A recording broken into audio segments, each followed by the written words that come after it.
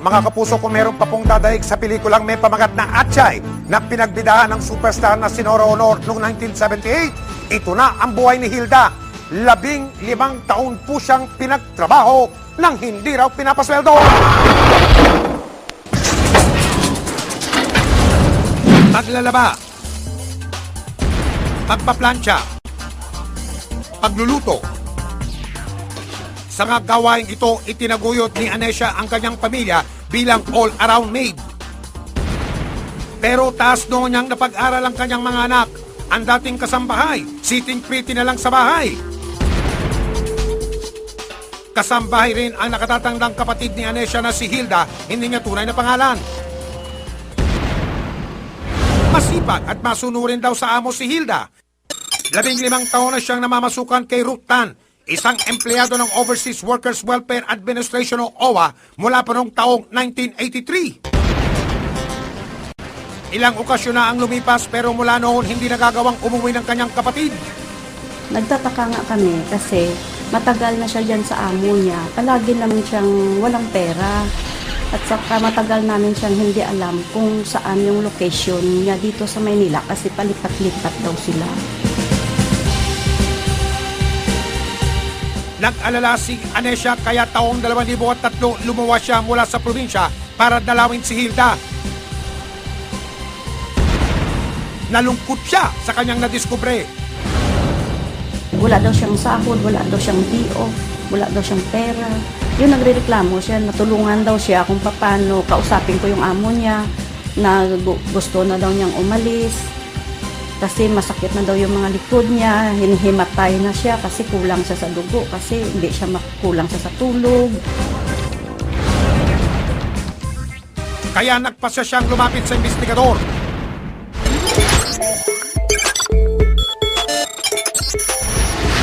Sa Bacood, Santa Mesa sa Maynila, sinamahan namin si Anesia.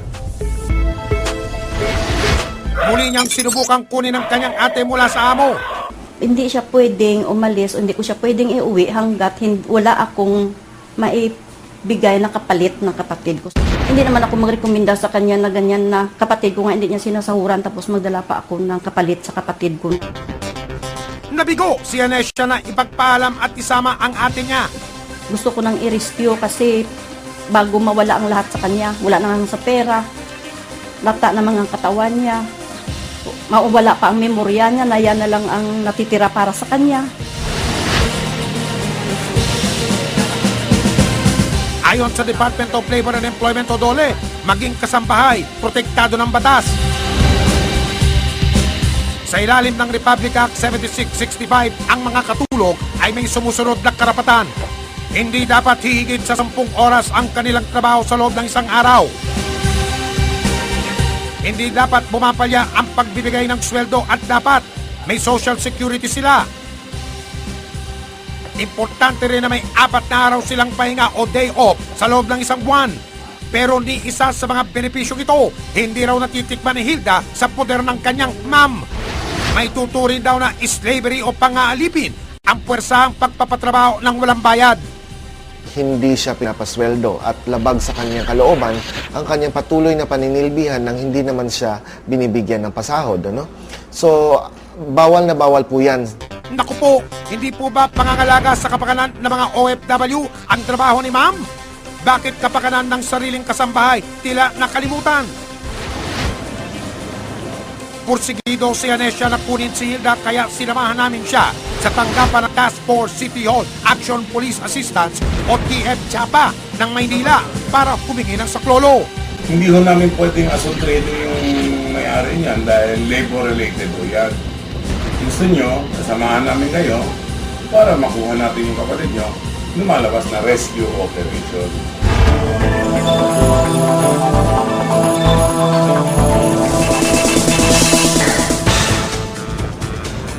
Kasama ang mga operatiba at opisyalis ng barangay, pinuntahan si Hilda sa bahay ng kanyang amo.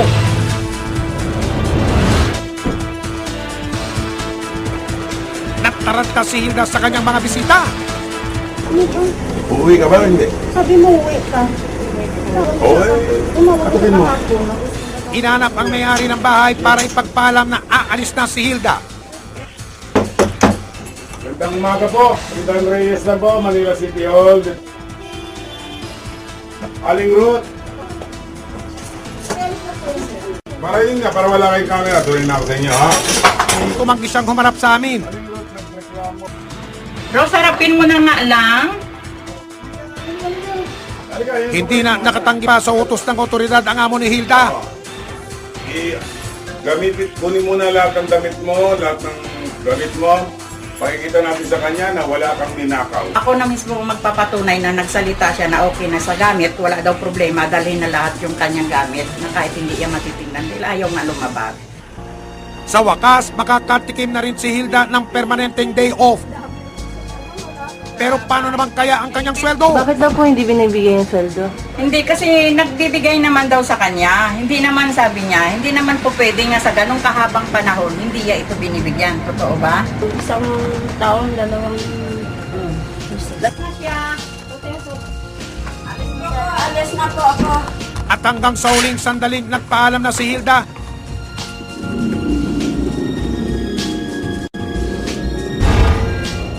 Ang Department of Labor and Employment o DOLE ang ahensyang may sakop sa OWA kung saan 26 na taon nang nagtatrabaho si Ruth bilang Supervising Administrative Officer ng Personnel Department. Ang usapan nyo 800, nakakaswerte ka nun. Nagsampa na ng formal na reklamo si Hilda laban sa kanyang amo. Kailangan daw niyang makuha ang 15 taong sahod na naipon. Inintay ko nga sweldo, kaya gusto ko na umuwi, hindi ako payagan, hindi ko na kaya magtrabaho. Anong gusto mo mangyari ngayon dito sa Dole? Hihingi lang po ako ng tulong. Sana po maibigay nilang hinahingi ko. Pero sa ating batas, hanggang 3 taon lang ang maaaring singilin ang naantalang sweldo. Nasa batas din natin kasi na yung money claims, ang prinsipyo ng batas dyan is dapat hindi ka natutulog sa iyong karapatan. Posibleng maparusahan daw ang kanyang amo kapag nagsampa si Hilda ng kaso sa korte. Hindi bababa sa 3 buwan pagkakakulong at 2,000 na fine or both. Bago namin sinundo si Hilda, dumaan ang kanyang ika-59 na karawan. Pero imbis na magdiwang, trabaho raw ang kanyang inatubag. Kasi gusto ko bang bakasyon, wala akong pera. Sabi daw, maghintay-hintay na lang daw ako. Ang kanyang kamay tila mga kuko ng manok sa walang tigil daw ng pagkahig. Papagod na ako. Kasawa na ako sa trabaho ko. Gusto ko na umuwi sa probinsya. Gabi-gabi raw niyang pinangarap ang malayang buhay. Kasi walang taong bahay, hindi ako makaalis. Sabi na kung walang taong bahay, huwag ka alis. Hintay ako nang hintay, hanggang tumagal, wala rin pala. Ipinatawag ng DOLE si Ruth Tan para sagutin ang mga reklamo laban sa kanya. Pinaunlakan naman ito ni Ruth.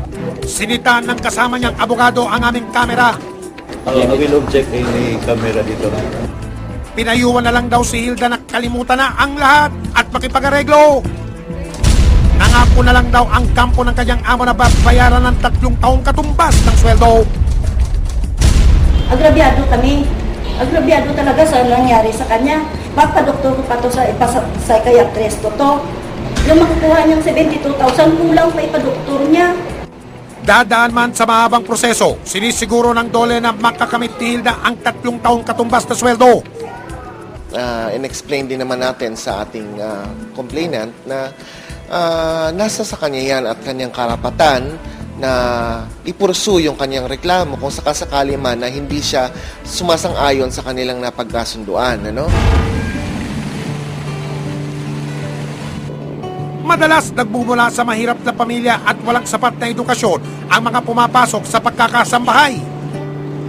Pero marangal ang kanilang trabaho, hindi matatawaran ang kanilang serbisyo. Kaya hindi sila dapat maliitin. Tulad ng bawat isa sa atin, meron din silang karapatan na dapat igalang. Hanggat may anomalya, hanggat may napi, patuloy tayong umaksyon. Kaya makipagtulungan po kayo sa investigador, ang mga abusado at ang mga manloloko. Huwag natin tatantanan. Hanggang sa muli, ako po ang inyong kapuso, Mike Enriquez.